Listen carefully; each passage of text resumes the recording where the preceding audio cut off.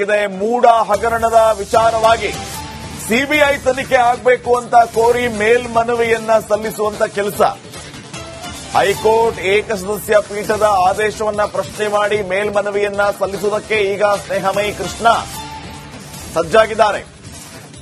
ಈ ಹಿಂದೆ ಸಿಬಿಐ ತನಿಖೆಯನ್ನ ಕೋರಿದ್ರು, ಅರ್ಜಿಯನ್ನೂ ಕೂಡ ಸಲ್ಲಿಸಿದ್ರು. ಸಿಬಿಐ ತನಿಖೆ ಅಗತ್ಯ ಇಲ್ಲ ಅಂತ ಹೇಳಿ ಅರ್ಜಿಯನ್ನ ವಜಾ ಮಾಡಲಾಗಿತ್ತು. ಈ ಒಂದು ಆರ್ಡರ್ ಅನ್ನ ಚಾಲೆಂಜ್ ಮಾಡುವಂತ ಕೆಲಸ ಈಗ ಸ್ನೇಹಮಯಿ ಕೃಷ್ಣ ಅವರಿಂದ ಆಗ್ತಾ ಇದೆ. ಸಿಬಿಐ ತನಿಖಾ ಅರ್ಜಿ ವಜಾ ಮಾಡಿದ್ದ ಏಕಸದಸ್ಯ ಪೀಠದ ಆದೇಶವನ್ನ ಪ್ರಶ್ನೆ ಮಾಡಿ ಈಗ ಮೇಲ್ಮನವಿಯನ್ನ ಸಲ್ಲಿಸುವುದಕ್ಕೆ ಸ್ನೇಹಮಯಿ ಕೃಷ್ಣ ಮುಂದಾಗಿದ್ದಾರೆ. ಇನ್ನಷ್ಟು ಮಾಹಿತಿಯನ್ನು ನೀಡುತ್ತಾರೆ ಪ್ರತಿನಿಧಿ ನಾಗರಾಜ್. ಈಗ ಫೋನ್ ಸಂಪರ್ಕದಲ್ಲಿ. ನಾಗರಾಜ್, ಏನ್ ಅಪ್ಡೇಟ್ಸ್ ಕೊಡ್ತೀರಿ ವಿಚಾರವಾಗಿ? ಶ್ರೀಪಾದ್, ಏನು ಮೂಡ ಹಗರಣಕ್ಕೆ ಸಂಬಂಧಿಸಿದಂತೆ ಸಿಬಿಐ ತನಿಖೆ ಕೊಡಬೇಕು ಅಂತ ಹೇಳಿ ಸ್ನೇಹಮಯಿ ಕೃಷ್ಣ ಸಲ್ಲಿಸಿದಂತಹ ಅರ್ಜಿಯನ್ನ ಹೈಕೋರ್ಟ್ ಏಕಸದಸ್ಯ ಪೀಠ ವಜಾಗೊಳಿಸಿತ್ತು. ಅದನ್ನ ಪ್ರಶ್ನೆ ಮಾಡಿ ಈಗ ವಿಭಾಗೀಯ ಪೀಠಕ್ಕೆ ಸ್ನೇಹಮಯಿ ಕೃಷ್ಣ ಅರ್ಜಿಯನ್ನ ಸಲ್ಲಿಕೆ ಮಾಡಿರ್ತಕ್ಕಂಥದ್ದು. ಏನು ಏಕಸದಸ್ಯ ಪೀಠ ಕೊಟ್ಟಿದೆ, ಇದು ತೆಗೆದುಕೊಂಡಿರ್ತಕ್ಕಂಥ ತೀರ್ಮಾನ ಏನಿದೆ ಮತ್ತೆ ಆದೇಶ ಏನಿದೆ ಇದನ್ನ ಸರಿಯಾಗಿ ಕೂಡಿಲ್ಲ. ಈ ಒಂದು ಪ್ರಕರಣವನ್ನ ಸಿಬಿಐಗೆ ನೀಡೋದಕ್ಕೆ ಎಲ್ಲಾ ಮಾನ್ಯತೆಗಳನ್ನ ಹೊಂದಿದೆ. ಮತ್ತೆ ಅಷ್ಟು ವಿಸ್ತಾರವಾದಂತಹ ಹಗರಣ ಈ ಒಂದು ಮೂಡ ಹಗರಣ ಆಗಿದೆ. ಹೀಗಾಗಿ ಇದನ್ನ ಸಿಬಿಐಗೆ ನೀಡಬೇಕು ಅಂತ ಹೇಳಿ ಮೇಲ್ಮನವಿಯನ್ನ ವಿಭಾಗೀಯ ಪೀಠಕ್ಕೆ ಸಲ್ಲಿಕೆ ಮಾಡಿರ್ತಕ್ಕಂಥದ್ದು. ಅದು ಇನ್ನಷ್ಟೇ ಲಿಸ್ಟ್ ಆಗಿ ವಿಚಾರಣೆಗೆ ಬರಬೇಕಾಗಿದೆ. ಹೀಗಾಗಿ ಚೀಫ್ ಜಸ್ಟಿಸ್ ಇರತಕ್ಕಂತ ವಿಭಾಗೀಯ ಪೀಠದ ಮುಂದೆ ಬರುವ ಸಾಧ್ಯತೆ ಇರತಕ್ಕಂಥದ್ದು. ನೆನೆಯಷ್ಟೇ ಅವರು ಅರ್ಜಿಯನ್ನ ಸಲ್ಲಿಕೆ ಮಾಡಿದ್ದು. ಯಾವಾಗ ಈ ಒಂದು ಅರ್ಜಿ ಲಿಸ್ಟ್ ಆಗುತ್ತೆ ಮತ್ತೆ ವಿಚಾರಣೆಗೆ ಬರುತ್ತೆ ಅನ್ನೋದನ್ನ ಕಾದು ನೋಡ್ಬೇಕು. ಬಂದ ಬಳಿಕ ಏನ್ ಈ ಒಂದು ಹಗರಣದಲ್ಲಿ ಈಗಾಗಲೇ 4 ಆರೋಪಿಗಳ ಮೇಲೆ ಲೋಕಾಯುಕ್ತದಲ್ಲಿ ಎಫ್ಐಆರ್ ದಾಖಲಾಗಿತ್ತು. ಅವರೆಲ್ಲರಿಗೂ ಪ್ರತಿವಾದಿಗಳನ್ನಾಗಿ ಮಾಡಿ ನೋಟಿಸ್ ಜಾರಿಯಾಗುವಂತು. ಒಟ್ಟಲ್ಲಿ ಏನು ಮೂಡ ಸಿಬಿಐಗೆ ಹೋಗಲ್ಲ ಅಂತೇಳಿ ರಿಲೀಫ್ ಆಗಿದ್ದಂತ ಸಿಎಂ ಸಿದ್ದರಾಮಯ್ಯಗೆ ಈಗ ವಿಭಾಗೀಯ ಪೀಠಕ್ಕೆ ಮೇಲ್ಮನವಿ ಹೋಗಿರೋದ್ರಿಂದ ಮತ್ತೆ ಅಲ್ಲೇನಾದ್ರೂ ಹೈಕೋರ್ಟ್ ಏಕಸದಸ್ಯ ಪೀಠದ ನಿರ್ಧಾರ ಬದಲಾಗುತ್ತಾ ಅನ್ನೋ ಒಂದು ಪ್ರಶ್ನೆಗೆ ಉದ್ಭವ ಆಗ್ತಾ ಇರತಕ್ಕಂಥದ್ದು. Shripad, okay, thank you Nagaraj ಮಾಹಿತಿಗಾಗಿ. ಇದೆ ಮೂಡ ಹಗರಣದ ವಿಚಾರವಾಗಿ ಸಿಬಿಐ ತನಿಖೆ ಆಗಬೇಕು ಅಂತ ಕೋರಿ ಮೇಲ್ಮನವಿಯನ್ನ ಸಲ್ಲಿಸುವಂತ ಕೆಲಸ ಹೈಕೋರ್ಟ್ ಏಕಸದಸ್ಯ ಪೀಠದ ಆದೇಶವನ್ನ ಪ್ರಶ್ನೆ ಮಾಡಿ ಮೇಲ್ಮನವಿಯನ್ನ ಸಲ್ಲಿಸುವುದಕ್ಕೆ ಈಗ ಸ್ನೇಹಮಯಿ ಕೃಷ್ಣ ಸಜ್ಜಾಗಿದ್ದಾರೆ. ಈ ಹಿಂದೆ ಸಿಬಿಐ ತನಿಖೆಯನ್ನ ಕೋರಿದ್ರು, ಅರ್ಜಿಯನ್ನೂ ಕೂಡ ಸಲ್ಲಿಸಿದ್ರು. ಸಿಬಿಐ ತನಿಖೆ ಅಗತ್ಯ ಇಲ್ಲ ಅಂತ ಹೇಳಿ ಅರ್ಜಿಯನ್ನ ವಜಾ ಮಾಡಲಾಗಿತ್ತು. ಈ ಒಂದು ಆರ್ಡರ್ ಅನ್ನ ಚಾಲೆಂಜ್ ಮಾಡುವಂತ ಕೆಲಸ ಈಗ ಸ್ನೇಹಮಯಿ ಕೃಷ್ಣ ಅವರಿಂದ ಆಗ್ತಾ ಇದೆ. ಸಿಬಿಐ ತನಿಖಾ ಅರ್ಜಿ ವಜಾ ಮಾಡಿದ್ದ ಏಕಸದಸ್ಯ ಪೀಠದ ಆದೇಶವನ್ನ ಪ್ರಶ್ನೆ ಮಾಡಿ ಈಗ ಮೇಲ್ಮನವಿಯನ್ನ ಸಲ್ಲಿಸುವುದಕ್ಕೆ ಸ್ನೇಹಮಯಿ ಕೃಷ್ಣ ಮುಂದಾಗಿದ್ದಾರೆ.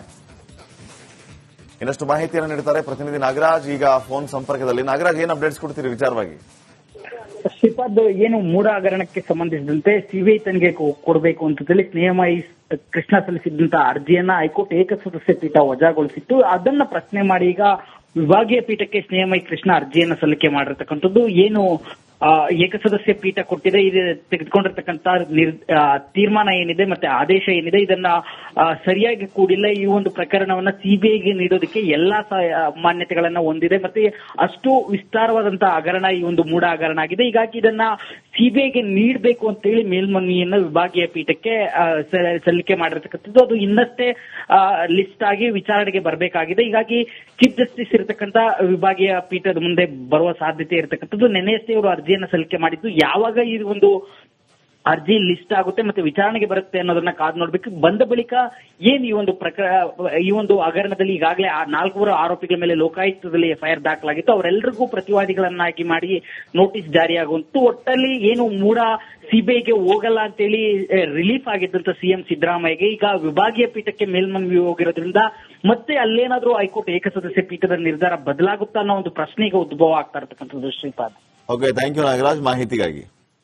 ಇದೆ ಮೂಡ ಹಗರಣದ ವಿಚಾರವಾಗಿ ಸಿಬಿಐ ತನಿಖೆ ಆಗಬೇಕು ಅಂತ ಕೋರಿ ಮೇಲ್ಮನವಿಯನ್ನ ಸಲ್ಲಿಸುವಂತ ಕೆಲಸ ಹೈಕೋರ್ಟ್ ಏಕಸದಸ್ಯ ಪೀಠದ ಆದೇಶವನ್ನ ಪ್ರಶ್ನೆ ಮಾಡಿ ಮೇಲ್ಮನವಿಯನ್ನ ಸಲ್ಲಿಸುವುದಕ್ಕೆ ಈಗ ಸ್ನೇಹಮಯಿ ಕೃಷ್ಣ ಸಜ್ಜಾಗಿದ್ದಾರೆ. ಈ ಹಿಂದೆ ಸಿಬಿಐ ತನಿಖೆಯನ್ನ ಕೋರಿದ್ರು, ಅರ್ಜಿಯನ್ನೂ ಕೂಡ ಸಲ್ಲಿಸಿದ್ರು. ಸಿಬಿಐ ತನಿಖೆ ಅಗತ್ಯ ಇಲ್ಲ ಅಂತ ಹೇಳಿ ಅರ್ಜಿಯನ್ನ ವಜಾ ಮಾಡಲಾಗಿತ್ತು. ಈ ಒಂದು ಆರ್ಡರ್ ಅನ್ನ ಚಾಲೆಂಜ್ ಮಾಡುವಂತ ಕೆಲಸ ಈಗ ಸ್ನೇಹಮಯಿ ಕೃಷ್ಣ ಅವರಿಂದ ಆಗ್ತಾ ಇದೆ. ಸಿಬಿಐ ತನಿಖಾ ಅರ್ಜಿ ವಜಾ ಮಾಡಿದ್ದ ಏಕಸದಸ್ಯ ಪೀಠದ ಆದೇಶವನ್ನ ಪ್ರಶ್ನೆ ಮಾಡಿ ಈಗ ಮೇಲ್ಮನವಿಯನ್ನ ಸಲ್ಲಿಸುವುದಕ್ಕೆ ಸ್ನೇಹಮಯಿ ಕೃಷ್ಣ ಮುಂದಾಗಿದ್ದಾರೆ. ಇನ್ನಷ್ಟು ಮಾಹಿತಿಯನ್ನು ನೀಡುತ್ತಾರೆ ಪ್ರತಿನಿಧಿ ನಾಗರಾಜ್. ಈಗ ಫೋನ್ ಸಂಪರ್ಕದಲ್ಲಿ. ನಾಗರಾಜ್, ಏನ್ ಅಪ್ಡೇಟ್ಸ್ ಕೊಡ್ತೀರಿ ವಿಚಾರವಾಗಿ?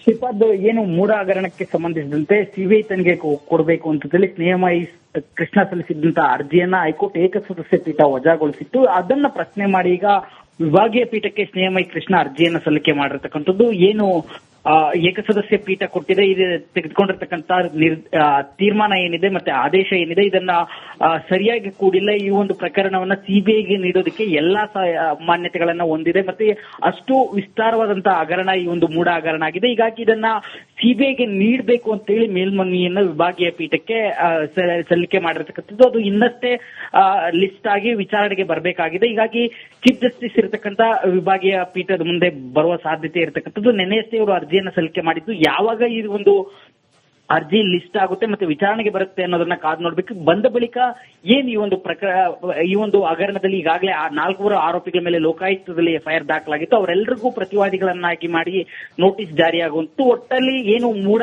ಸಿಬಿಐಗೆ ಹೋಗಲ್ಲ ಅಂತೇಳಿ ರಿಲೀಫ್ ಆಗಿದ್ದಂತ ಸಿಎಂ ಸಿದ್ದರಾಮಯ್ಯಗೆ ಈಗ ವಿಭಾಗೀಯ ಪೀಠಕ್ಕೆ ಮೇಲ್ಮನವಿ ಹೋಗಿರೋದ್ರಿಂದ ಮತ್ತೆ ಅಲ್ಲೇನಾದ್ರೂ ಹೈಕೋರ್ಟ್ ಏಕಸದಸ್ಯ ಪೀಠದ ನಿರ್ಧಾರ ಬದಲಾಗುತ್ತಾ ಅನ್ನೋ ಒಂದು ಪ್ರಶ್ನೆಗೆ ಉದ್ಭವ ಆಗ್ತಾ ಇರತಕ್ಕಂಥದ್ದು. Shripad, okay, thank you Nagaraj ಮಾಹಿತಿಗಾಗಿ.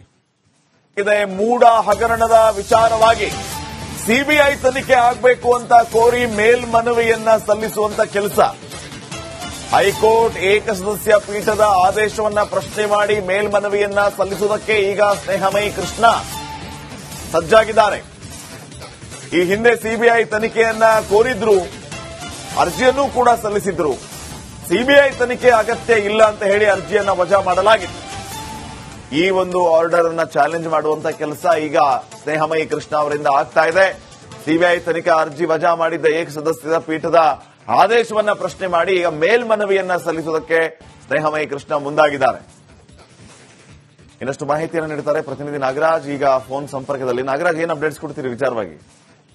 ಶ್ರೀಪಾದ್, ಏನು ಮೂಡ ಹಗರಣಕ್ಕೆ ಸಂಬಂಧಿಸಿದಂತೆ ಸಿಬಿಐ ತನಿಖೆ ಕೊಡಬೇಕು ಅಂತ ಹೇಳಿ ನ್ಯಾಯಮೂರ್ತಿ ಕೃಷ್ಣ ಸಲ್ಲಿಸಿದಂತ ಅರ್ಜಿಯನ್ನ ಹೈಕೋರ್ಟ್ ಏಕಸದಸ್ಯ ಪೀಠ ವಜಾಗೊಳಿಸಿತ್ತು. ಅದನ್ನ ಪ್ರಶ್ನೆ ಮಾಡಿ ಈಗ ವಿಭಾಗೀಯ ಪೀಠಕ್ಕೆ ನ್ಯಾಯಮೂರ್ತಿ ಕೃಷ್ಣ ಅರ್ಜಿಯನ್ನ ಸಲ್ಲಿಕೆ ಮಾಡಿರ್ತಕ್ಕಂಥದ್ದು. ಏನು ಏಕಸದಸ್ಯ ಪೀಠ ಕೊಟ್ಟಿದೆ, ಇದು ತೆಗೆದುಕೊಂಡಿರ್ತಕ್ಕಂಥ ತೀರ್ಮಾನ ಏನಿದೆ ಮತ್ತೆ ಆದೇಶ ಏನಿದೆ ಇದನ್ನ ಸರಿಯಾಗಿ ಕೂಡಿಲ್ಲ. ಈ ಒಂದು ಪ್ರಕರಣವನ್ನ ಸಿಬಿಐಗೆ ನೀಡೋದಕ್ಕೆ ಎಲ್ಲಾ ಮಾನ್ಯತೆಗಳನ್ನ ಹೊಂದಿದೆ ಮತ್ತೆ ಅಷ್ಟು ವಿಸ್ತಾರವಾದಂತಹ ಹಗರಣ ಈ ಒಂದು ಮೂಡ ಹಗರಣ ಆಗಿದೆ. ಹೀಗಾಗಿ ಇದನ್ನ ಸಿಬಿಐಗೆ ನೀಡಬೇಕು ಅಂತ ಹೇಳಿ ಮೇಲ್ಮನವಿಯನ್ನ ವಿಭಾಗೀಯ ಪೀಠಕ್ಕೆ ಸಲ್ಲಿಕೆ ಮಾಡಿರ್ತಕ್ಕಂಥದ್ದು. ಅದು ಇನ್ನಷ್ಟೇ ಲಿಸ್ಟ್ ಆಗಿ ವಿಚಾರಣೆಗೆ ಬರಬೇಕಾಗಿದೆ. ಹೀಗಾಗಿ ಚೀಫ್ ಜಸ್ಟಿಸ್ ಇರತಕ್ಕಂತ ವಿಭಾಗೀಯ ಪೀಠದ ಮುಂದೆ ಬರುವ ಸಾಧ್ಯತೆ ಇರತಕ್ಕಂಥದ್ದು. ನೆನೆಯಷ್ಟೇ ಅವರು ಅರ್ಜಿಯನ್ನ ಸಲ್ಲಿಕೆ ಮಾಡಿದ್ದು. ಯಾವಾಗ ಈ ಒಂದು ಅರ್ಜಿ ಲಿಸ್ಟ್ ಆಗುತ್ತೆ ಮತ್ತೆ ವಿಚಾರಣೆಗೆ ಬರುತ್ತೆ ಅನ್ನೋದನ್ನ ಕಾದು ನೋಡ್ಬೇಕು. ಬಂದ ಬಳಿಕ ಏನ್ ಈ ಒಂದು ಹಗರಣದಲ್ಲಿ ಈಗಾಗಲೇ 4 ಆರೋಪಿಗಳ ಮೇಲೆ ಲೋಕಾಯುಕ್ತದಲ್ಲಿ ಎಫ್ಐಆರ್ ದಾಖಲಾಗಿತ್ತು. ಅವರೆಲ್ಲರಿಗೂ ಪ್ರತಿವಾದಿಗಳನ್ನಾಗಿ ಮಾಡಿ ನೋಟಿಸ್ ಜಾರಿಯಾಗುವಂತೂ ಒಟ್ಟಲ್ಲಿ ಏನು ಮೂಡ